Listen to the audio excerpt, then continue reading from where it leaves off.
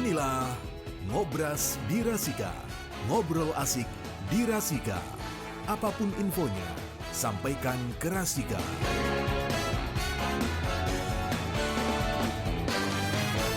Oke, ngobrol asik di Rasika bersama Bagus dan juga Jamil sampai jam 11:30. Dan sekarang sudah ada narasumber kita. Iya, kita di Ngobras Berpalekat berbicara pemilu santai lebih dekat bersama KPU Kabupaten Pekalongan. Ada yang kurang ini Mas Jamil. Kita nggak pakai sarung. Yes. Oke. Pak Asin, suaranya coba dicek Pak Asin. Bisa masuk? Belum ya? Oh yes, belum di-on-kan ternyata. Nah, seperti itu. Coba. Iya. Yes, Ini baru datang. gitu ya. Ternyata Habis on-nya. ya, Habis on lupa. habis on kilogram ya kan. Kilo. Itu satuan berat berarti. Kita kan udah kelas berat semua ya. Kelas berat semua ya. Tapi kalau di kamera perut saya kelihatan gede nggak? Ini saya perlu tahan nafas atau gimana? Ya, enggak, kebetulan kameranya nyamping jadi kelihatan langsing. Oh gitu ya. Lumayan Pak. Tolong pas kameranya ke saya dikurangi perutnya bisa nggak Mas? Kalau dikurangi perutnya sudah lemak aja. Oh gitu ya. Ivan Gunawan dihubungin tuh. Oh ahlinya itu. Ahlinya itu. Ya. Baik, ini Pak Asin ini adalah divisi teknis penyelenggaraan ya. Jadi kita akan ngobrol terkait dengan teknis penyelenggaraan Mas Jamil. Iya. Bukan yang lain, gitu kan? Penyelenggaraan pemilu serentak ya.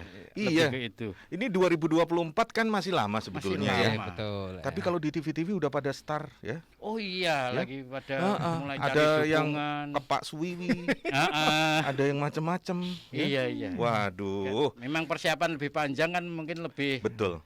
afdol ya kan, Iya. lebih ideal. Oke, ini kalau saya baca informasi KPU telah mengusulkan waktu pemungutan suara pemilu legislatif dan pemilu presiden ini di 2024 pada tanggal 21 Februari. Sementara untuk pilkada 27 November 2024. Nah, durasinya ini yang diusulkan KPU 25 bulan ya. 25 bulan. Lebih panjang dari pemilu sebelumnya yang 20 bulan saja. 20 bulan, betul. Maksudnya seperti apa nih, Pak Asin? Jadi gini, kalau di pemilu 2019 ini kan tidak ada barengan dengan pemilihan serentakan begitu. Jadi pemilu 2019 kan kita hanya pemilu serentak, pemilihan presiden dan pemilihan legislatif. Nah, di 2024 ini kan sekaligus berbarengan dengan pemilihan serentak atau pemilihan pilkada, pemilihan bupati dan gubernur serentak se-Indonesia gitu. Jadi harapannya dengan waktu yang tadi 25 bulan ini persiapan kita lebih matang, kemudian lebih mengakomodir semua program-program itu biar lebih tertata dengan baik gitu Mas. Tujuannya seperti itu iya. ya. Padahal ini kan apa namanya? Penyelenggaraan pilkada serentak itu sudah ada undang-undang pilkada nomor sekian 10, ya, nomor 10, di ya. Itu mau nggak mau kan sudah diatur sebetulnya. diatur, Kenapa nggak betul, KPU saja menentukan saya mau tanggalnya sekian gitu kan? Iya, biar Iya, lebih, Mas Jamil, nggak lebih cepat butuh gitu kan? pertimbangan yang terlalu lama. Iya, Soalnya serentak itu kan butuh waktu lama. Betul. Udah tentuin aja yang itu kan KPU kan waktunya. Kenapa nggak KPU saja? Udah tentukan untuk pilkada sekian, untuk pileg sekian, pilpres sekian, tanggal sekian gitu kan? Ini Mas Jamil ngobrol sama saya soalnya tadi mau mendaftar ya Mas ya. Jadi mau daftar ini, dapil berapa ini? Dapil 35. Oh, dapil 35. Padahal jumlahnya cuma dapil 30 ya. Kalau kita cuma 5 ini dapilnya. 35 berarti yang ke sana itu ya. Iya, mungkin ada persebaran dapil berarti. Tingkat RT gitu nanti. Maksudnya 3 sampai 5. Oh gitu, 3 sampai Dapil itu. 5. cabang seragi mungkin ya Mas ya. Dapil kok ada cabangnya tuh. Silakan Pak Asin. Jadi di Undang-Undang 7 itu disebutkan bahwa KPU dalam menetapkan pelaksanaan dan sebagainya, tahapan dan sebagainya itu kan harus berkonsultasi dengan pemerintah, dengan DPR. Nah, tentunya hal ini, fungsi ini yang digunakan berkonsultasi ini, maka beberapa kali KPU ini ada konsenering dengan DPR, kemudian dengan unsur pemerintah, dengan penyelenggara yang lain yaitu Bawaslu dan DKPP. Nah ini sampai saat ini RDP rapat dengar pendapat ini memang masih ada beberapa hal yang dibahas sampai saat ini belum ditentukan. Alasannya apa sih sebetulnya, Pak Iya, Asin? bukannya KPU menentukan tanggalnya dulu terus Iya. minta persetujuan, Gitu aja sih. pertimbangan. Malah lebih Jangan praktis ya. iya jangan kapan nih kita enaknya mengadakan. Nah, Betul. Ya, itu ranah KPU RI dalam memutuskan itu, dan itu sudah disampaikan ke DPR. Nanti tetap kan yang namanya di penyelenggaraan ini kan harus ada konsultasi. Nah, nanti Baik. ada titik temu, karena yang nama sekali lagi bahwa penyelenggara ini mau tidak mau kan harus keterlibatan semua unsur kan. Iya. Gitu. Iya. Jangan sampai Tidak sendirian bisa kan? sendirian. Tetapi pada prinsipnya juga penyelenggara bagaimana terselenggara dengan baik tanpa merugikan siapapun lah. Justru harus menguntungkan semua pihak. Iya. Gitu ya. Yaitu pemerintah, kemudian masyarakat, kemudian juga para penggiat demokrasi, kemudian KPU sendiri sebagai penentu penyelenggaraan daripada tahapan-tahapan pemilihan begitu. Oh gitu ya. Berarti ya Mas Jamil ya, biar ketemu win and win pollution gitu ya. Kok pollution? Hah? Solution. Win-win solution. Win and win solution ya. Pollution itu Kalau pollution berarti kan polisi ya. Polisi udara. polusi udara, pencemaran udara. Polusi udara. Polusi Oh, udara. Baik. Oke. Kalau saya lihat nih, Iya. KPU Kabupaten Pekalongan itu di 2023 sebelum pelaksanaan kan itu berganti komisioner. Betul. Ya, apa jangan-jangan di daerah lain juga sama sehingga pemerintah takut jangan-jangan ini nanti pelaksananya ganti baru, takutnya tidak bisa melaksanakan dengan baik atau gimana? Sampai saat ini memang ada beberapa hal, dan wacana juga KPU RI mengusulkan di rapat dengar pendapat itu. Iya. Ada usulan untuk perpanjangan, artinya perpanjangan Masa anggota jabatan. KPU masa jabatan sampai di 2024 selesai penyelenggaraan. Tetapi gitu ini ya. belum disetujui dan sebagainya. Tapi hanya itu sekedar Wacana usulan ya? KPU RI yang disampaikan di rapat pendapat. Nah, tapi prinsip bahwa kami KPU ini akan bekerja secara profesional, artinya ini profesional. Jadi Iya. apapun aturan sesuai dengan undang-undang yang berlaku kita akan melaksanakan dengan baik. Yang penting sistemnya kan sudah tertata rapi. rapi. Diganti pun Betul. tetap tinggal menjalankan ya. Iya. Begitu. Dasar hukumnya kan sudah jelas semuanya ya. Oke, tapi jadi tidak serta-merta ini kalau usulan enak ini berarti Pak Asin. Gimana? Masih 1 tahun lagi Pak. Nanti Nambah bonus ya. lagi, ya, bonus. Asik nih. Oke Pak Asin, Iya. nanti kita akan ngobrol di sesi yang kedua ini Siap, terkait iya. dengan persiapan KPU Kabupaten Pekalongan secara utuh ya Betul, iya. untuk menghadapi 2024 ini Oke, ya. iya. Termasuk juga mungkin ada syarat-syarat tertentu, Mas Jamil bisa mencatatnya nanti Mas. Iya, Siap, siap. Karena Gitu kalau ya. mau Biar nggak di lupa. dapil 35 harus siap ini. Harus Kalau siap ya? 35. Cabang Maka seragi persiapan gitu cabang ya. seragi. Iya, terutama siap modal dulu. Biar nggak modal madul nanti. Oh gitu. Modalnya kan sudah ada. Nah, syarat misalkan syarat anggota Iya. legislatif misalkan usianya minimal 20 misalnya. Iya. Kan surat itu udah ada. Sudah ada ya? Kemudian sehat jasmani dan rohani kan sudah Sudah, jelas. kan? sudah Iya, jelas, iya, sudah Sehat jelas jelas itu ya. Apa Ah. itu justru terganjal syarat itu? Ya mungkin itu Mas. Kayaknya Kayaknya kan butuh sosialisasi, ini- butuh ini, butuh itu. Soalnya sertifikat sehat dari RSJ-nya belum. belum keluar. Tapi udah punya surat vaksin yang kedua. Oh, gitu ya, berarti aman ya. Berarti itu syaratnya Aman. sudah aman berarti. Kan Oke. syaratnya juga itu pasti ya. Baik, nanti kita akan ngobrol terkait persiapan-persiapan KPU Kabupaten Pekalongan di pemilu 2024 ya. Kita break dulu, kita simak satu lagu spesial untuk Anda. Lagu apa, iklan nih? Iklan aja dulu ya. Oke, kita break dulu, kita dengarkan pariwara berikut ini. Rasika FM. Tumben pagi-pagi udah pergi aja ya? Iya Pak RT, mau ke rumah sakit nih. Mana rumah sakitnya jauh lagi. Hah? Siapa yang sakit ya? Lah kan saya udah lama sakit diabetes mellitus Pak. Jadi saya mau ambil obat di rumah sakit. Ya, kan ada PRB. PRB, apaan tuh Pak? PRB itu program rujuk balik dari BPJS Kesehatan untuk menderita penyakit kronis seperti diabetes mellitus, hipertensi, jantung, asma, penyakit paru obstruktif kronis, epilepsi, stroke, skizofrenia, atau penyakit lupus. Kamu kan peserta JKN KIS. Dokter pun udah menyatakan kondisimu stabil dan kamu juga udah dapat surat rujuk balik kan ya? Kamu bisa tuh daftar sebagai peserta program rujuk balik di rumah sakit. Nanti perawatannya cukup di FKTP tempat kamu terdaftar tiap bulannya. Kamu ambil obat cukup di apotek PRB yang bekerja sama dengan BPJS Kesehatan. Kamu juga akan mendapatkan edukasi dan informasi penggunaan obat dari apotekernya. Wah, nanti di rumah sakit saya mau daftar PRB aja. Mantap kamu ya. Dengan PRB, kita tahu, paham, taat, dan cegah komplikasi. BPJS Kesehatan. Dengan gotong royong, semua tertolong.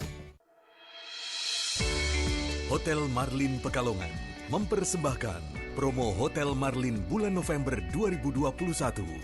Promo Monday Staycation hanya 340 ribuan per malam dan hanya berlaku setiap hari Senin. Promo Fun Package hanya 340 ribuan per malam, berlaku hanya di hari Jumat, Sabtu, dan Minggu. Promo Long Stay mulai 300 ribuan per malam, minimal untuk stay 7 hari. Nikmati juga Sweet November Package, standar room hanya 350 ribuan, deluxe room 450 ribuan per malam, berlaku hingga 30 November 2021. Semua promo kamar dapat free breakfast untuk 2 orang dan welcome drink.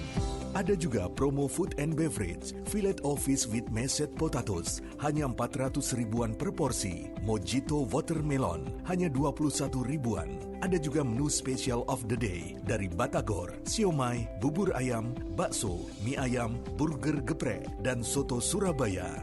Dapatkan juga promo wedding demanten, hanya 6 jutaan. Anda akan mendapatkan 1 kamar pengantin deluxe room, buffet menu untuk 100 orang, 1 menu pondokan, food testing, photo taking di semua lokasi hotel untuk pre-wedding, sound system dan panggung, dan meeting package hanya 90 ribuan per orang.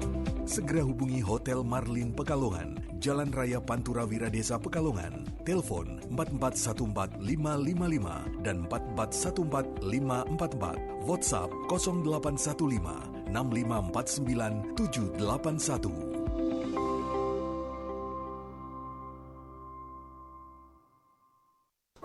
Adek, Ya, Mam. kamu udah punya kampus pilihan setelah lulus sekolah nanti belum? Kenapa emang? Anak teman mama tuh kuliah di Udinus, soft skill bagus, berprestasi, dan abis lulus cari kerjanya juga gampang. Adek daftar Udinus aja ya. Wah, Mama ini semangat banget ngasih sarannya. Tenang, Mam. Aku udah mantep banget milih Udinus. Wah. Karena Udinus memfasilitasi mahasiswanya untuk mengembangkan minat bakat dan program studinya sesuai passion anak muda kayak aku.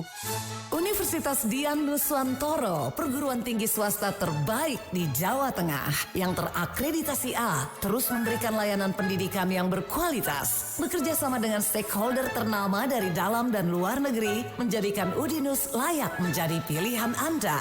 Saat ini jalur prestasi penelusuran minat dan kemampuan PMDK Udinus tahun akademik 2022-2023 sudah dibuka. Jalur PMDK tahap 1 dibuka hingga 4 Desember 2021. Dapatkan fasilitas bebas tes dan keringanan USPI. Hubungi segera Sekretariat PMD di Kampus Udinus, Jalan Imam Bonjol nomor 207 Semarang, atau klik pmb.dinus.ac.id.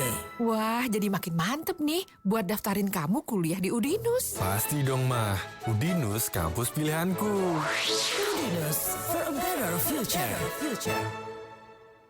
88,9 FM Rasika Pekalongan.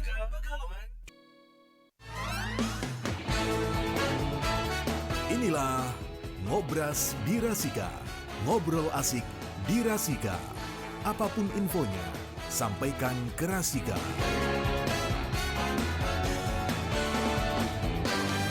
Oke, berpalekat, ngobrol, berbicara pemilu, santai, lebih dekat. ya, Yes. bersama KPU Kabupaten Pekalongan. Betul sekali. Ya, ini kita tiap hari Jumat bersama KPU Kabupaten Pekalongan. Ini sosialisasi bahwa ternyata KPU itu kerjanya tiap hari itu bekerja. Iya dong. Nggak pas pelaksanaan aja kan. Heeh. Kadang ada orang yang bilang kemarin ya, pengamat Iya. sosial atau dokter yang bilang kerjanya KPU kan cuma mencatat. Gitu ya? Iya, ada yang bilang gitu. Padahal kerjanya kan kayak ini persiapannya kan udah Persiapan. mumet ya kan. Wah, sudah mumet. Iya. Tanggal berapa harus sekian, tanggal sekian harus apa gitu kan. Itu kan juga harus itu dipersiapkan schedule-nya secara Terus matang. harus mau apa, tanggal berapa kan Nah, gitu. kan repot. Iya. Yang penting tanggal muda tetap happy, gembira ya. Kalau itu harus, Pak. Jangan sampai tidak happy ya. Kalau nggak happy digembirakan kan gitu. Digembirakan ya. Iya caranya gitu ya. Baik, tadi di segmen pertama kita sudah kasih bocorannya sedikit. Di segmen kedua ini kita akan ngobrol terkait dengan persiapan KPU Kabupaten Pekalongan itu sendiri menghadapi 2024. Sejauh ini kan saya lihat sosialisasi di beberapa tempat ya. Terus juga pemutahiran data dan lain sebagainya. Nah, ada yang lebih fokus lagi atau ada yang lebih intens lagi untuk persiapan itu, Pak Hasid? Jadi kami KPU Kabupaten Pekalongan, karena nanti di 2024 ini sesuai dengan amanat undang-undang bahwa kita juga harus menyelenggarakan pilkada serentak, mau tidak mau kita juga akan menyelenggarakan pemilihan bupati serentak nanti, Ya. ikut di tahapan juga yang lain. Ya. Oleh karena itu kabupaten kota juga harus mulai sekarang mempersiapkan, termasuk bagaimana nanti kita koordinasi dengan pemerintah daerah, dengan pimpinan DPRD Kabupaten Pekalongan dalam rangka persiapan dana untuk pemilihan di tahun 2024. Pemilihan bupatinya begitu. Persiapan dana Mas. Iya, dana Nanti KPU juga ternyata butuh dana. Iya, kayak kirain hanya melaksanakan saja gitu. Yang dapil tadi kan juga butuh dana, nggak cuma sehat umurnya udah mencukupin syarat gitu ya. Oke. Siap. Jadi kalau yang real sendiri persiapannya selama ini apa saja, Pak? Termasuk kami saat ini juga memberikan sosialisasi kepada partai politik, karena kalau di pemilu 2024 ini kan tentunya akan ada lagi pendaftaran ya, peserta pemilu ya. Karena seperti halnya turnamen-turnamen lain lah, walaupun klub banyak, kalau tidak ada pendaftaran kan siapa yang mau daftar sebagai peserta kan begitu. Gitu ya. Nah, misalnya sepak bola, ada turnamen sepak bola kan ada klub, tapi kalau nggak daftar di turnamen kan nggak ikut turnamennya kan, harus mendaftarkan diri. Walaupun sudah eksis klub itu kan gitu harus mendaftarkan. Sama juga pemilu, walaupun sudah ada partai-partai yang sudah ada, kemudian sudah ada di parlemen, itu nanti di pemilu 2024 juga harus mendaftarkan diri lagi kepada KPU. Dan ada kemungkinan partai politik bertambah untuk yang daftar ikut dan sebagainya. Iya, ada kemungkinan partai-partai baru, partai lama dan sebagainya. Jadi nanti ini ada pendaftaran. Nah, kami kemarin juga setelah mengumpulkan para pimpinan partai politik khususnya di Kabupaten Pekalongan, memberikan sosialisasi apa yang harus dilakukan partai menjelang nanti pemilihan 2024, termasuk mungkin restrukturasi partai, apakah ada pergantian pengurus dan sebagainya. Nah, ini segera disampaikan ke kami. Seperti itu. Ada yang disampaikan oleh partai-partai ini Pak dalam sosialisasi dengan kemarin itu. Apakah ada misalnya saja KPU mbok ya jangan terlalu ketat dalam hal syarat-syarat dan lain sebagainya gitu kan. Sementara ini artinya partai pun prinsipnya sama, mematuhi sesuai dengan aturan PKPU maupun undang-undang yang berlaku. Jadi mereka akan memperlakukan dan melaksanakan sesuai dengan undang-undang yang berlaku. Seperti halnya kami KPU juga melaksanakan sesuai dengan aturan yang berlaku. Jadi tidak mungkin kita melakukan di luar ranah itu. Maka dalam rangka memperlancar kegiatan nanti kita sejak awal memberikan sosialisasi kepada mereka agar mereka persiapannya lebih awal pula. Gitu ya. Kalau selama ini berarti di Kabupaten Pekalongan sendiri ada berapa partai, Pak? Kalau di pemilu kemarin kan kita beberapa ini kan sudah hanya masuk di parlemen kan terus ada. Kemudian ada juga yang tidak tapi masih aktif.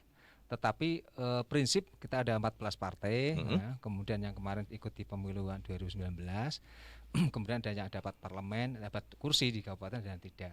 Tetapi mereka selalu komunikasi dengan kami. Nah, mungkin kan setelah selang 5 tahun ini kan ada pergantian pengurus sebagainya, maka kami minta pengurus partai itu untuk memberikan tembusan kepada kami, memberitahu kembali kalau ada pergantian kepengurusan dan sebagainya.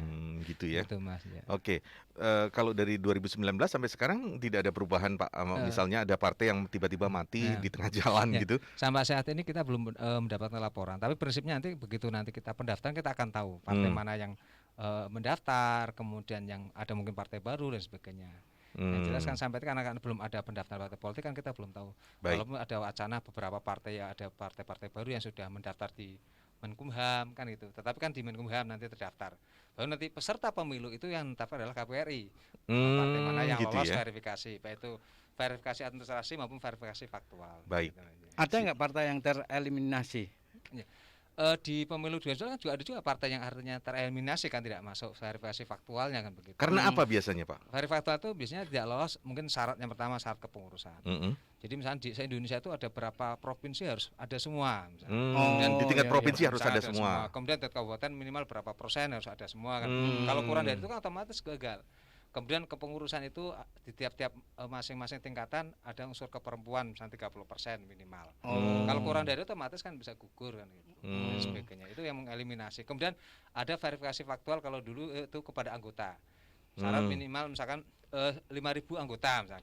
Kita verifikasi faktual. Kita pakai sampel berapa persen nanti apakah yang bersangkutan ke sampel itu lolos apa enggak? Benar-benar ada enggak gitu ya? Di data anggota ternyata tanya, saya enggak tahu. Maka repot. dia akan menjadi. Kemarin ada itu data untuk apa gitu ngambil dari KTP untuk penerima PKH. Wah repot ya. Mereka banyak sih ya, banyak. Tapi terus saya nggak tahu apa-apa Pak. Ini data apa? PKH Pak. Loh repot. Tapi ada ini pertanyaan dari Mas Jamil tadi. Ada nggak yang sudah tereliminir untuk saat ini? Kalau saat ini kan belum ya. Kemarin yang misalnya di parlemen berapa yang tidak kan gitu. Itu sebenarnya tidak dieliminir, hanya dia tidak lolos di parlemen saja. Tetapi nanti di pemilu 2024 Bisa ikut lagi. nanti bisa daftar lagi. Oh, kan. tak pikir udah selesai kalau enggak. Daftar lagi. Ya, kalau nanti lolos lagi baru dia bisa menjadi peserta pemilu lagi. Oh, daftar lagi dengan syarat yang mungkin ada tetapkan, pembaruan J, atau begitu, apa. J. Gitu ya. Oke, selain dengan konsolidasi atau sosialisasi kepada partai politik, ada nggak Pak persiapan-persiapan yang lain lebih urgent yang sudah dilakukan oleh KPU Kabupaten Pekalongan? Termasuk kita akan tadi menuju pemilihan serentak 2024 ya, pemilihan bupati. Kita saat ini sudah koordinasi dengan pemerintah daerah, dengan pimpinan DPRD Kabupaten Pekalongan dalam rangka mempersiapkan tadi pendanaan.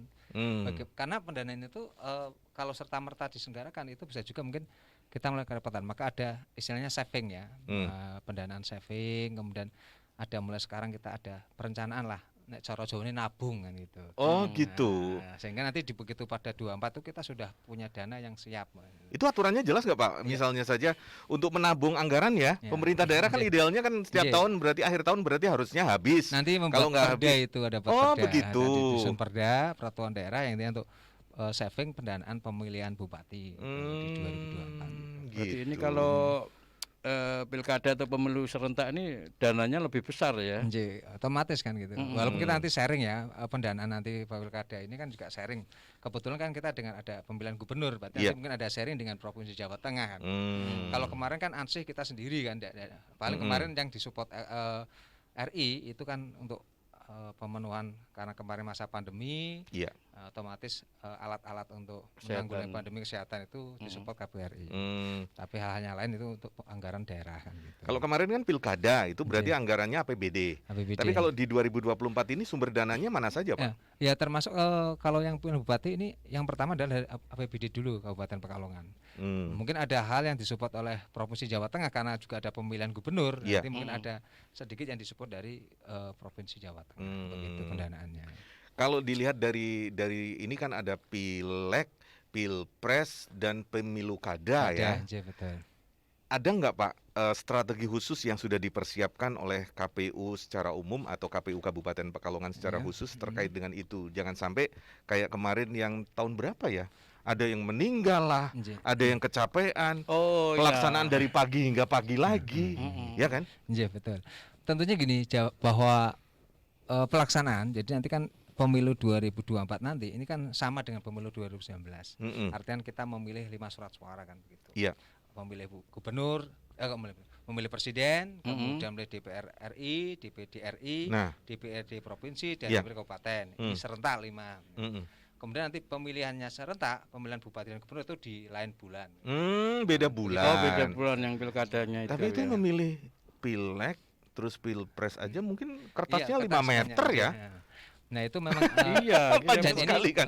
Pimpinan kami di KPR ini selama ini sudah mendesain, artinya mencoba dari pengalaman kemarin 2019 bagaimana kita urai, artinya kita kan setiap yang tahapan itu kan ada evaluasi ya. Betul. Nah, dari evaluasi inilah kita bagaimana menyusun untuk ke depan dari 2024 ini segala kekurangan kemarin di 2019 ini kita support, artinya bagaimana biar tidak terjadi lagi hal-hal pengalaman yang pahit di 2019. Termasuk bagaimana penyelenggara yang baik, yang sehat dan sebagainya kita support. Nah, termasuk surat suara ini KPRI juga membuat satu desain, artinya masih rancangan saja.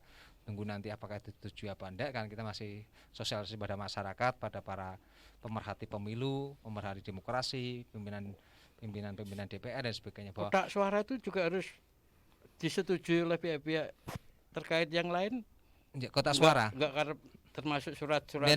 Iya, surat suara kan kita nanti mendesain. Itu kan juga harus disetujui kan, jangan sampai walaupun kita punya kewenangan kan kita harus membangun komunikasi yang baik. Betul. Tidak serta-merta kita walaupun KPU punya kewenangan terus kita saja kan gitu. Bikin wes pokoknya ini ya, dan enggak ribet, setuju aja. Siap. Kita break dulu deh. Kita break dulu. Ya. Ternyata obrolan soal pemilu ini asik ya. Tapi di sisi lain iklannya juga masih banyak. Kalau misalnya tidak iklan dulu kita nggak makan. Nah, repot nanti. Gitu. Masa suruh puasa terus. Puasanya nunggu Ramadan ya. Baik kawan Rasika, kita break dulu. Kita simak pesan-pesan berikut ini. Rasika FM. Ku beri satu permintaan. Saya ingin cantik, tapi nggak mau ke salon Om Jin. Gampang itu. Ayo ikut saya. Wah, saya di mana ini Om Jin? Kok banyak perhiasan emas di Istana Jin ya? Ngawur, ini toko emas Nagamas Kedung Wuni. Monggo, kalau mau gelang, kalung, cincin, dan semua perhiasan emas berkualitas, tinggal pilih. Beneran nih Om Jin? Boleh saya pakai semua? Boleh? Boleh saya ambil semua? Ngawur, beli toyo. Di toko emas Nagamas Kedung Wuni, jual dan tukar hanya 5%, asal tidak rusak. Om Jin! Toko emas Nagamas Kedung Wuni menyediakan berbagai macam perhiasan emas, model terbaru dengan harga terbaik. Tidak ada ongkos apapun. Jual dan tukar hanya 5% asal tidak rusak. Permata hilang diganti gratis. Yang suka berhias sambil menabung, ingat hanya di Toko Emas Nagamas Kedung Wuni. Toko Emas Nagamas Kedung Wuni beralamat di Jalan Capgawen atau depan Pasar Kedung Wuni Blok B sebelah Jembatan Kedung Wuni. Berhias sambil menabung hanya di Toko Emas Nagamas Kedung Wuni. Kok timai dhewe lah rewange rendi Mbak? Mbak Siti po. Iya Mbak Siti. Mbak Siti ini loro. Lah loro apa sih? Loro tumor Mbak. Waduh, lah mbok nyaca ikhtiar nombo ring pengobatan Duni. Insya Allah mari. Pengobatan tradisional Duni yang ditangani langsung oleh Cut Nur Sida HS, ahli mengobati penyakit kanker dan segala macam penyakit kronis yang sulit disembuhkan secara medis dan non-medis. Jangan putus asa, solusi jitu mengobati penyakit insya Allah bisa disembuhkan tanpa operasi. Pengobatan tradisional Duni dengan sistem penyembuhan terapi dalam, air asma, dan dikombinasikan dengan ramuan herbal dengan biaya ringan tanpa efek samping. Kanker, amandel, ambeien, polip, sinusitis, asma, paru-paru, lumpuh, stroke, kencing batu atau batu ginjal, matamin atau plus, glukoma, katarak. Di pengobatan Duni juga bisa mengatasi penyakit liver, kanker usus, mengatasi kejantanan, mah kronis. Pengobatan tradisional Duni adalah pengobatan resmi yang telah mendapatkan izin dari Dinas Kesehatan dan Kejari. Alamat Gembong, Gang Mawar 5, nomor 29 atau Utara Pegadaian Kedung Wuni Pekalongan. Buka praktek setiap hari jam 8 pagi sampai dengan jam 8 malam. Hari libur atau hari besar tetap buka. 4 hari minum ramuan belum ada perubahan, kami ganti gratis. Mau kemana Bu Wiwi? Kok buru-buru? Mau beli obat buat bapaknya anak-anak ini loh. Tapi bingung mau beli obatnya apa. Penyakitnya macem-macem sih. Oh gitu. Kasih Propolis Maxi aja Bu. Semua keluhan insya Allah bisa bablas. Belinya di mana Om? Propolis Maxi bisa dibeli di semua apotek dan toko obat di wilayah Pemalang, Pekalongan, Batang. Pokoknya Propolis Maxi di semua apotek dan toko obat ada. Propolis Maxi terdaftar di BPOM dan teruji standar klinis. Berkhasiat mengobati penyakit yang disebabkan virus, jamur, bakteri, peradangan, dan infeksi. Propolis Maxi berfungsi sebagai antioksidan dan menjaga tubuh Anda selalu sehat dan fit. Tersedia juga produk mujarab lainnya, madu hitam pahit propolis, angka, pasmak atau pencernaan, bes murat atau bemurat, kolesterol atau moles, serta minyak zaitun dan VCO, dan madu hutan dorsata. Propolis Maxi bisa Anda dapatkan di apotek dan toko obat terdekat dan di Radio Rasika FM Pekalongan. Propolis Maxi, reaksi lebih cepat. 88,9 FM Rasika Pekalongan. Inilah Ngobras di Rasika. Ngobrol asik di Rasika. Apapun infonya, sampaikan ke Rasika.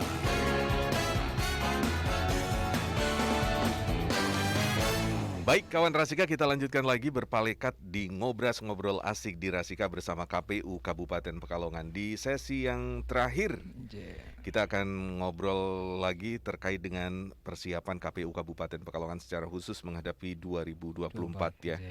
Kalau tadi terkait dengan hal-hal yang sudah tereliminir dari partai politik ya kan.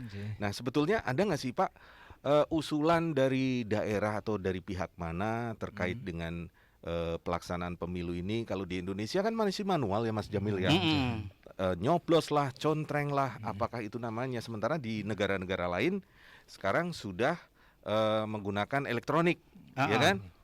Tinggal pencet aja sudah tahu semua hasilnya nanti seperti apa gitu kan, tidak nunggu hitung lagi apalagi dan lain sebagainya. Sebetulnya ada sih Pak usulan-usulan untuk mengarah ke situ sehingga pemilu pelaksanaannya jadi lebih praktis karena sudah didukung dengan teknologi. Justru sebenarnya ini adalah salah satu keunggulan pemilu di Indonesia. Dan ini menjadi katakanlah rujukan, artinya daerah lain itu merasa kagum terhadap bangsa Indonesia ini. Oh gitu ya? Iya, karena kita di jumlah pemilih yang begitu besar, tetapi mampu menyelenggarakan dengan baik. Dengan negara kepulauan gitu ya. Mau ngirim logistik aja repot. Itu menjadi satu keunggulan dan itu memang diakui negara lain, artinya banyak negara-negara lain. Kemarin disampaikan oleh Pak Ramlan Subakti yang dulu juga pernah menjadi KPU RI itu juga memang seperti itu. Dia sering dipanggil di luar negeri itu seperti itu untuk memaparkan apa sih keunggulan Indonesia. Dan bangsa-bangsa luar itu merasa kagum dengan bangsa Indonesia ini. Jadi kemungkinan masih tetap dipertahankan Pak dengan sistem manual seperti ini. Ya. Karena ini adalah sarana demokrasi bahwa prinsip bahwa pemilu ini kan diselenggarakan harus dengan rahasia kan gitu. Dengan rahasia.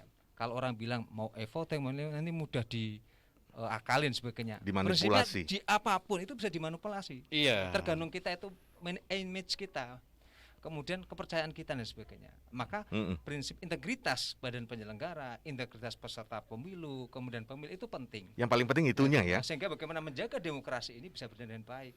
Toh penyelenggaraan kita itu kan juga tidak hanya ada pengawas, ada pengawas partisipasi dari masyarakat dan sebagainya. Jadi semuanya terlibat. Kita tidak main-main. Misalnya contoh coblosan itu kan tidak sembunyi-sembunyi. Itu di ruang terbuka, ada pengawasnya, ada saksi. Kalau pemilu ada saksi dari partai, saksi dari DPD dan sebagainya, ada pemantau. Semua komponen terlibat. Ini adalah bagian-bagian keistimewaan Indonesia seperti itu. Gitu ya. Maka demokrasi ini harus kita pertahankan bangsa Indonesia ini. Pola-pola yang bagus sudah. Jadi kalau itu sudah bagus, kenapa harus dirubah kan gitu? Tinggal disempurnakan saja kan gitu. Oh gitu ya. Kalau kemarin ada kelemahan-kelemahannya di mana? Itu yang harus kita perbaharui. Iya, disempurnakan lewat kombinasi tadi ya dengan teknologi memungkinkan enggak itu? Iya. Kemarin kita KPU itu ada membuat satu bentuknya Sirekap. Sirekap itu kan memberikan informasi publik, memberikan pengumuman lebih cepat pada masyarakat. Jadi hasil itu nanti melalui aplikasi kita foto ya. Kemarin di Pilkada 2020 kita sudah coba Sirekap itu. Dan itu berhasil Pak? Dan itu alhamdulillah berhasil dengan segala keterbatasan sebagainya. Tapi itu bersih berhasil memberikan informasi pada publik. Walaupun tetap kita menggunakan manual kan begitu. Manual sebagai prinsip dasar rekap dari berjenjang dari di KPPS, kemudian PPK, KPU sebagai penentu artian keputusan mereka. Tetapi itu memberikan informasi awal pada masyarakat bahwa ini loh bentuk transparansi kami penyelenggara KPU. Kita tidak main-main, kita tidak artinya memanipulasi data dan sebagainya. Kita serius sungguh-sungguh ini data yang kita sajikan. Ya, jadi kalau manual itu lebih valid daripada mungkin yang pakai teknologi ya. Teknologi yang voting misalnya ya. Kayak kemarin kan ada satu yang merasa menang udah sujud syukur, ternyata hitungan KPU beda. Beda ya. Soalnya beberapa waktu yang lalu kan ada muncul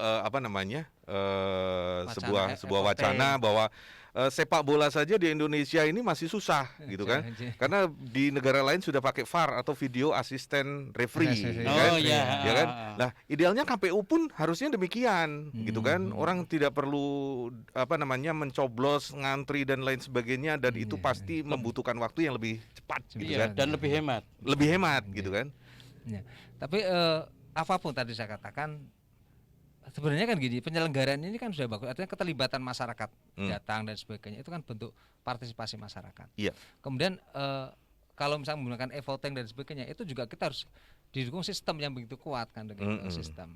Atau jangan-jangan ada penilaian bahwa SDM atau rakyat Indonesia belum mampu mengadaptasi teknologi. Iya, masih gagap teknologi. Kalau teknologi sih mungkin bukan, tapi alatnya itu biasanya. Iya, itu juga sih pengaruh, saling berkaitan ya. Kalau alatnya mahal kan pembiayaan yang misalkan itu semakin mahal ya. Makanya bagaimana penyelenggaraan pemilihan itu tidak biaya mahal tetapi praktis tapi tidak mahal. Tapi itu bisa dijangkau. Oke. Persiapan yang lain Pak di Kabupaten Pekalongan selain dengan konsolidasi dengan partai, sosialisasi dengan partai, apakah dengan daftar pemilih itu juga dimutakhirkan juga? Iya, kita juga melakukan pemutakhiran data pemilih setiap bulan sekali. Di akhir bulan kita mendata pemilih. Artinya kita koordinasi dengan pihak-pihak terkait, baik dengan instansi Capil, kemudian dengan dinas sosial, data-data yang artinya mungkin orang-orang yang meninggal dan sebagainya Capil, kemudian dengan pihak-pihak lain, contoh lagi dengan dinas pendidikan, anak yang sudah sekolah mungkin yang usianya sudah menjadi pemilih pemula, dengan Kemenak kita kerjasama untuk data sekolah di lingkungan Kemenak, misalnya madrasah aliyah kan ada. Nah itu kita masukkan tiap bulan. Adakah misalnya bulan ini yang sudah usia 17 kita masukkan menjadi data pemilih baru. Termasuk kemudian dinas capil, dinas sosial, ada yang meninggal misalkan. Siapa yang meninggal? Kemudian juga dengan BPD. Nah, kita koordinasi juga karena kaitan dengan kemarin yang meninggal karena mungkin karena efek corona dan sebagainya, itu kita koordinasi. Jadi pihak-pihak yang terkait kita koordinasi. Itu bagian-bagian persiapan pemilu 2024. Termasuk kita juga melakukan sosialisasi di daerah-daerah karena kita di Pekalongan ini kan tidak terlepas dari daerah-daerah yang rawan bencana dan sebagainya. Kemudian juga meminimalisir daerah-daerah rawan konflik kan begitu. Bagaimana masukan dari masyarakat? Apa yang harus dilakukan KPU ke depan sih? Gitu ya. Ya betul sekali. Saya tertarik dengan bahwa di Kabupaten Pekalongan ini kan ada beberapa titik yang rawan bencana, ya kan? Betul, ya. Nah, setiap tahun kan pasti ada evaluasi. Persiapannya sejauh ini seperti apa, Pak? Misalnya saja untuk dropping logistik saat musim hujan atau saat ada beberapa daerah yang terisolir gitu. Plan A, plan B-nya seperti apa, Pak? Termasuk hal ini kemarin hasil kita sharing ya dengan daerah-daerah tadi yang rawan bencana di daerah kita. Kemarin kita ambil sampel di daerah Wonokerto itu, di desa Wonokerto Kulon, kemudian di Kecamatan Terto, desa Mulyorejo. Itu kan daerah yang rawan rob kan itu. Ya. Karena bisa mungkin malam tidak apa-apa, begitu pagi datang air rob gitu. Padahal bisa jadi. Apa yang harus dilakukan teman-teman ini? Nah, termasuk kesiapan mereka seperti apa? Simulasinya ya. Termasuk yang harus disiapkan KPU apa? Kemarin kita mengusulkan ada alat-alat yang untuk menyiapkan itu untuk antisipasi lah. Ya, misalnya daerah-daerah yang seperti rob itu alat untuk misalkan contoh misalkan sepatu boot kan gitu, misalnya urusan seperti itu. Atau getek ya. Bisa juga itu misalkan buat TPS getek kan gitu. TPS-nya getek asik itu. Nah, itu layak jual maksudnya. Untuk ditayangkan itu. Untuk ditayangkan gitu kan. Pemungutan suara di getek gitu kan. Itu bagus juga ternyata ya. Untuk prediksi di 2024 daftar pemilih di Kabupaten Pekalongan nyampe angka berapa Pak prediksi untuk saat ini dan prediksi ke 2024? Kalau kita kan masih di angka 750-an, artinya 750 ribuan pemilih itu. Di angka itu kemarin kita di pemilihan bupati kan 725-an. Nah, ini sekitar 750 ribuan. Oh, gitu. Penambahannya sekitar 25 ribuan ya. Ya, terus kemudian tadi di awal kalau untuk pilkada udah jelas tanggal dan bulannya Pak ya. Ya itu balik juga lagi. Nunggu hasil itu juga belum. Oh belum final ya, itu. Final juga. Kita nunggu hasilnya. Sabar berarti kalau mendaftar lihat-lihat musuhnya dulu berarti Mas. Berarti juga mempengaruhi kerja KPU dong. Betul. Ini tantangannya semakin berat ya. Iya, harus ada kepastian kayak orang nikah itu kan juga harus ada kepastiannya kapan sehingga persiapannya lebih matang. Pesan undangannya gitu. Ya. Waduh, ini KPU ternyata ya juga beban berat ya. Iya. Karena belum ada kepastian. Nah, mudah-mudahan ini nanti kan RDP ini ke depan ini bisa segera diputuskan lah gitu Mas. Siap. Oke, Pak Asin, di sesi yang terakhir atau yang ketiga ini masih ada sisa waktu sekitar 1 menit. Closing statement terkait dengan persiapan pemilu 2024 khususnya di KPU Kabupaten Pekalongan, silakan Pak. Yang pertama bahwa kami Kabupaten Pekalongan dalam rangka mempersiapkan menuju pemilu 2024 di mana sekaligus juga berbarengan dengan pemilihan serentak ya, pemilihan bupati di Kabupaten Pekalongan, walaupun kemarin baru 2020, kayaknya baru kemarin ya. Iya. 24 harus menjalankan kembali, tapi harus ditata mulai sekarang gitu. Maka kami KPU melakukan koordinasi terus dengan pemerintah daerah, dengan pimpinan DPRD Kabupaten Pekalongan dalam rangka menyiapkan pendanaan untuk pemilihan bupati di tahun 2024. Termasuk kita melakukan sosialisasi juga kepada partai politik untuk menuju pemilihan di tahun 2024, pemilu 2024. Karena partai ini agar bersiap lebih awal, sehingga nanti mendekati hari H pendaftaran partai politik mereka sudah siap, yaitu penataan anggota, penataan pengurus, penataan struktur kantor dan sebagainya. Ini kami lakukan terus. Kita juga memberikan solusi pada masyarakat, bagaimana peran masyarakat ini dalam kami bekerja. Artinya bahwa kami bekerja KPU itu agar sesuai dengan harapan masyarakat. Tentunya tidak terlepas sesuai dengan peraturan yang kami pegang. Artinya PKPU, undang-undang pemilu, undang-undang pilkada dan sebagainya. Intinya itu Mas. Dan kami mengharapkan semua masyarakat terlibat harusnya di pemilu 2024 ini tidak trauma lah seperti di pemilu 2019. Iya. Karena kami KPU pimpinan kami di RI ini terus berupaya mengevaluasi bagaimana penyelenggaraan pemilu di 2004 ini agar lebih baik ketimbang di pemilu 2019. Betul, Mas. Terima kasih Pak Hasin sudah hadir di studio dan ngobrolnya nggak terasa ya. Iya, nggak terasa. Dan kepinginnya kita lama lagi nih mengulik-ngulik banyak ini kan. Banyak, ya. Tapi kan alhamdulillah tiap Jumat kita bisa ketemu terus bersama Kabupaten Pekalongan di Berpalekat. Berpalekat. Ini Berpalekat ya? Oh bukan. Oh bukan. Ya. Ini lungsurannya Kurt Cobain dari Nirvana. Oke, terima kasih Pak Hasin. Salam buat kawan-kawan di KPU Kabupaten Pekalongan. Nanti sih rencana minggu depan katanya bersama Ketua KPU Kabupaten Pekalongan. Ini harusnya materinya lebih asik dan lebih hebat ini. Iya. Dan nanti juga kita persilahkan kawan Rasika juga nanti Jumat depan untuk mempersiapkan apa yang perlu ditanyakan juga ya. Gitu kan? ya. Oke. Ya, jadi lebih berdarah-darah nanti pertanyaannya. Harus lebih. Iya. Kok berdarah-darah emang apaan sih?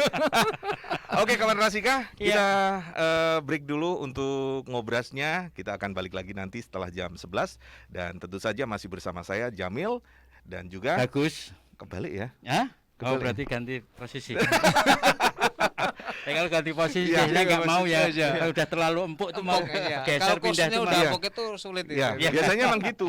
Urusan dengan pemilu dan lain sebagainya kalau udah duduk lupa berdiri. Ya, gitu kan. Gitu ya Mas ya. Makanya harus berdiri sama duduk. Berdiri sama duduk. Berdiri sama tinggi, duduk sama rendah. Bukan duduk sambil berdiri ya. Oke, terima kasih Pak Hasin dan kawan Rasika. Tunda sudah berpalekat untuk hari ini. Kita ketemu lagi minggu depan dan kita akan lanjutkan lagi di Ngobrol Asik di Rasika. Rasika FM.